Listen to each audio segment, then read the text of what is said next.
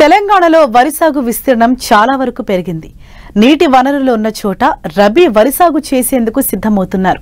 అయితే కూలీల కొరత అధికంగా ఉండటంతో చాలా మంది రైతులు దమ్ము చేసిన మాగాణుల్లో నేరుగా వెదజల్ల పద్ధతిలో సాగు చేసేందుకు సిద్ధమవుతున్నారు. అయితే ఈ విధానంలో కలుపు సమస్య అధికంగా ఉంటుంది కాబట్టి కొన్ని మెళకువలు పాటిస్తే మంచి దిగుబడులు పొందవచ్చని సూచిస్తున్నారు కరీంనగర్ జిల్లా జమ్మికుంట కృషి విజ్ఞాన కేంద్రం శాస్త్రవేత్త వెంకటేశ్వర్లు.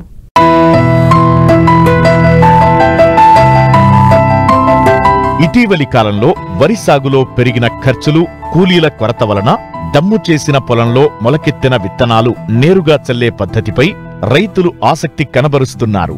ఈ పద్ధతిలో ఎకరాకి 15 నుంచి 20 కిలోల విత్తనం ఆదా అవుతుంది. పంట 7 నుండి 10 రోజులు ముందుగా కోతకు వస్తుంది.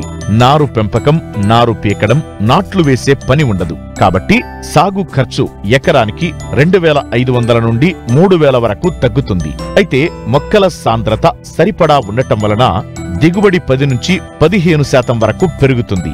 తక్కువ సమయంలో ఎక్కువ విస్తీర్ణంలో విత్తుకుని కూలీల కొరతను అధిగమించవచ్చు. ప్రతికూల వాతావరణ పరిస్థితుల్లో పంట కాలం కోల్పోకుండా నీరు అందుబాటులో ఉన్నప్పుడే వరి సాగు చేసుకునే అవకాశముంది. అందువలనే తెలంగాణలో కొన్ని జిల్లాల్లో ఈ విధానం బాగా ప్రాచుర్యం పొందుతుంది. వర్షాకాలం కంటే యాసంగిలో చలి తక్కువగా ఉండే జిల్లాల్లో ఈ పద్ధతి అనుకూలంగా ఉంటుంది. కానీ ఈ పద్ధతి ఎక్కువగా చలి ఉండే ప్రాంతాలలో సమస్యాత్మక నేలల్లో అంటే చౌడు, క్షారము, ఆమ్లము ఉండే నేలలు అనుకూలం కాదు. ముఖ్యంగా మనకి నీటి లభ్యత బాగా పెరిగిన తర్వాత చాలా మంది రైతులు కూడా వరి పంటకు మొగ్గు చూపుతున్నారు. అయితే ఈ మధ్య కాలం లోపల ఈ సామాజిక మాధ్యమాల ద్వారా వరిలో నేరుగా వచ్చే విధానం గురించి తెలిసిన తర్వాత చాలామంది రైతులు కూడా ఈ కూలీ సమస్య ఉండడం వల్ల నాట్ల జోలికి పోకుండా నేరుగా వెదజల్లే పద్ధతికి కొంత అలవాటు పడుతూ ఉన్నారు. అయితే ఈ విషయం లోపల కొంతమంది రైతులు బురద పొలంలో నేరుగా విత్తుకోవడము, అదేవిధంగా బురద పొలం లోపల డ్రమ్ షీడ్ ద్వారా నేరుగా విత్తుకోవడము, ఇంకా కొంతమంది రైతులు పొడి దుక్కి లోపలనే వరి విత్తుకోవడం జరుగుతూ ఉంటుంది. ముఖ్యంగా ఈ నేరుగా వరి విత్తే విధానానికి రకానికి ఎటువంటి సంబంధం లేదు. కాబట్టి ఖరీఫ్ లోపల కానీ, రబీ లోపల కానీ, అదేవిధంగా ఎటువంటి రకాలైనా కూడా సాగు చేసుకోవచ్చు. సో దీనిలో ముఖ్యంగా నేరుగా వరి విత్తే విధానం లోపల కలుపు సమస్య చాలా తీవ్రంగా ఉంటుంది. కాబట్టి దుక్కి తయారు చేసుకునే సందర్భం లోపల ముందుగా ఒక తేలికపాటి తడి ఇచ్చిన తర్వాత, నీటి తడి ఇచ్చిన తర్వాత ఆ భూమి లోపల ఉన్నటువంటి పాత వరి కొయ్యకాలు కానివ్వండి, కలుపు మొక్కలు కానీ బాగా పెరిగిన తర్వాత పూర్తిగా కలియ దున్ని, అంటే మొదటిసారి దున్నిన తర్వాత ఒక 10-15 రోజులు కనుక మనకు మురుగునిస్తే పాత కలుపు మొక్కలు కానివ్వండి, పాత వరి కొయ్యకాలు కూడా అన్నీ మురిగిపోయి పంట విత్తిన తర్వాత కలుపు సమస్య చాలా తక్కువ ఉండే అవకాశం ఉంటుంది. నాటు పెట్టే విధానంలో ఎకరానికి మనం 30 కిలోల విత్తనం వాడుకుంటాము. బట్ ఈ విధానం లోపల దొడ్డు రకాలైతే కనుక ఎకరానికి 10 నుంచి 12 కిలోలు, అదేవిధంగా సన్న రకాలైతే 8 నుంచి 10 కిలోలు మాత్రమే వాడుకోవాలి. ఇలా చేసుకునే సందర్భం లోపల ఈ వడ్లని ఒక 24 గంటలు నానబెట్టి 24 గంటలు మండగట్టిన తర్వాత చిన్నగా మొలక బయటకు వచ్చిన తర్వాత మనం విత్తుకోవాలి. ఈ విత్తుకునే పద్ధతి లోపల వానాకాలానికి యాసంగి చూసుకుంటే కనుక వానాకాలం లోపల నేరుగా విత్తుకునేటప్పుడు మనం చెప్పేది కొంచెం పొలం మారిన తర్వాత విత్తుకోమంటాం. బట్ యాసంగి లోపల ఈ పొలం మారిన తర్వాత విత్తుకుంటే ఈ చలి దుక్కిబడి కొంచెం మొలక శాతం తగ్గే అవకాశం ఉంటుంది. కాబట్టి యాసంగి లోపల నేరుగా విత్తుకునేటువంటి పద్ధతి లోపల రైతు సోదరులు పొలం దున్నిన తర్వాత నీరు పలచగా పెట్టి చల్లుకుంటే బాగుంటుంది. చల్లుకునే సందర్భం లోపల కూడా మనకు ప్రతి 2 మీటర్లకి 1 ఫీట్ కనుక ఖాళీ బాటలో వదిలేటట్టు కనుక తాళ సాయంతో మనకు చల్లుకుంటే బాగుంటుంది. వెదజల్లిన తర్వాత 2వ రోజు ఒక తన్నీరు తీసేసి నీరు పలచగా ఉన్న తర్వాత మనకు కలుపందులు పిచికారి చేసుకోవాలి. సో ఇటువంటి సందర్భాల లోపల కూడా మనకి నేరుగా విత్తనాలు వెదజల్లిన తర్వాత ఆ మరుసటి రోజు కానీ ఆ తెల్లారి కానీ 48 గంటల లోపు మనకు మార్కెట్లో దొరికేటువంటి పైరిజోల్ సల్ఫ్రాన్ ఈథిలైనటువంటి కలుపమందు ఒకటి సాతీ రూపంలో దొరుకుతుంది. ఇది 1 ఎకరానికి 100 గ్రాములు, లేదా మనకి కెంపా రూపంలో దొరుకుతుంది. ఇది ఎకరానికి 12 గ్రాములు. ఈ మందును 200 లీటర్ల నీటిలో కలిపేసుకొని మనము నీళ్ళపైన సమాంతరంగా పడేటట్టు కనుక పిచికారి చేసుకుంటే మన కలుపు సమస్య కొంత తగ్గే అవకాశం ఉంటుంది. వెదజల్లే ముందే మనకు పొలం మొత్తం తయారైన తర్వాత ఏవైతే సిఫారు చేసేటువంటి ఆఖరి దుక్కి ఎరువు ఉందో మనం ముఖ్యంగా మనకి డిఏపిని మనం రికమెండ్ చేస్తాము. ఈ డిఏపి 50 కిలోల ఎరువుని మనం విత్తే ముందు పొలమంతా చల్లుకొని ఆ తర్వాత మనము వరి వెదజల్లుకుంటే బాగుంటుంది. ఒక వారం రోజుల తర్వాత మనకు మొక్క మొలిసిన తర్వాత నీరు పలచగా పెట్టి తీసేస్తూ ఉండాలి.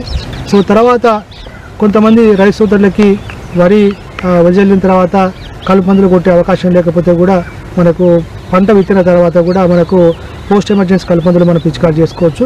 ముఖ్యంగా వెదజల్లిన తర్వాత 15-20 రోజుల మధ్య పంట కాలం లోపల అప్పుడే కలుపు మొక్క 2-3 ఆకుల దశలో ఉంటుంది కాబట్టి ఈ సమయం లోపల మనకు మార్కెట్ లోపల ఫినాక్సిలం అనేటువంటి కలుపు మందు దొరుకుతుంది. మార్కెట్లో అది అసెట్ రూపంలో ఉంటుంది. ఇది ఒక ఎకరానికి 400 మిల్లీలీటర్లు 200 లీటర్ల నీటిలో కలుపుకొని కనుక పిచికారి చేసుకుంటే మనకు మొలకెత్తిన కలుపును కూడా సమర్థవంతంగా నిర్మించగలుగుతుంది. అదేవిధంగా వరి పంటకు ఎటువంటి ఇబ్బంది ఉండదు. తర్వాత ఒకసారి మనకు మొలిసిన తర్వాత సాధారణ వరిలో ఎట్లయితే మనం జాగ్రత్త తీసుకున్నామో అదేవిధంగా జాగ్రత్త తీసుకోవాలి. వెదజల్లే పద్ధతిలో కలుపు యాజమాన్యంతో పాటు ఎరువుల యాజమాన్యం కూడా చాలా కీలకం. అయితే భూముల్లో భాస్వరం శాతం అధికంగా ఉండటం వలన కేవలం ఆఖరి దుక్కిలో మాత్రమే వేసుకోవాలి. సిఫార్సు చేసిన మేరకే ఎరువులను వాడాలి. చాలా మంది రైతు సోదరులు ముఖ్యంగా ఈ ఉత్తర తెలంగాణ ప్రాంతం లోపల హైబ్రిడ్ వరి విత్తనోత్పత్తి లోపల పైపాటుగా కాంప్లెక్స్ ఎరువులు ముఖ్యంగా 20-20-0-11 ఎరువును బాగా వాడుతుంటారు. ముఖ్యంగా ఈ ఎరువు లోపల గంధకం ఉండి చలికాలం లోపల ఈ గంధకం ఎరువును వాడడం వల్ల కొంత వెచ్చగా ఉండి మొక్క పెరుగుదల బాగా ఉంటుందని చెప్పేసి చాలామంది రైతు సోదరులు పైపాటుగా ఈ కాంప్లెక్స్ ఎరువు వాడుతుంటారు. కానీ ఆల్రెడీ మన భూముల్లోకి చూసుకుంటే కనుక భూసార పరీక్ష ద్వారా చెప్పిన ఫలితాల ప్రకారము మన భూముల లోపల భాస్వరం మోతాదుకు మించి ఉన్నాయి కాబట్టి దయచేసి రైతు సోదరులు కేవలం ఆఖరి దుక్కిలో మాత్రమే మనము ఈ భాస్వరం ఎరువులు వాడుకోవాలి. ఎట్టి పరిస్థితుల్లో కూడా పైపాటుగా కాంప్లెక్స్ ఎరువు వాడకూడదు. పైపాటుగా సిఫారసు చేసినటువంటి యూరియా మోతాదు 85-100 కిలోలు ఎకరానికి, అదేవిధంగా మ్యూరేట్ ఆఫ్ పొటాష్ అయితే కనుక 30-35 కిలోలు ఒక 3 సమభాగాలుగా చేసుకొని పంట విత్తిన తర్వాత మనకి 20-40-60 రోజుల తర్వాత కనుక చల్లుకుంటే లాభకరంగా ఉంటుంది. ఇంకా చాలామంది రైతు సోదరులు ముఖ్యంగా మన ప్రాంతం లోపల ఈ నాటిన తర్వాత కానీ వెజల్లే తర్వాత కానీ ఒక 20-30 రోజుల మధ్యలో మనకి ఈ మొగిపురుక్కి గుళికలు వేసే అలవాటు ఉంది. సో ముఖ్యంగా ఈ రబీ కాలం లోపల చూసుకుంటే కనుక మనకు కార్బోఫ్యూరాన్ గుళికలు 3G గుళికలు అంటాం. ఇది ఎకరానికి 10 కిలోలు కానివ్వండి, లేకపోతే కాటాప్ హైడ్రోక్లోరైడ్ గుళికలు ఇవి ఎకరానికి 8 కిలోలు కావచ్చు. అదేవిధంగా మనకి మార్కెట్ లోపల దొరికేటువంటి ఇతర గుళికలు ఏవైనా కూడా మనకు చెప్పిన మోతాదు లోపల చల్లుకోవాల్సి ఉంటుంది. ఎక్కడైతే చౌడు భూముల లోపల ఈ నేరుగా విత్తే విధానాన్ని ఆచరిస్తున్నామో కొంతవరకు విత్తన మోతాదు పెంచుకుంటే బాగుంటుంది. అన్నిటికన్నా ముఖ్యంగా ఎప్పుడు కూడా ఈ విధానం లోపల యూరియా మోతాదు మించిపోతే మాత్రం పంట బాగా పెరిగిపోయి మళ్ళీ అడ్డం పడిపోయే అవకాశం ఉంటుంది. కాబట్టి ఈ సమస్యను అధిగమించాలంటే ఏదైతే సిఫారసు చేసిన మోతాదులో మాత్రమే ఎరువులు వాడుకోవాల్సిన అవసరం ఉంది.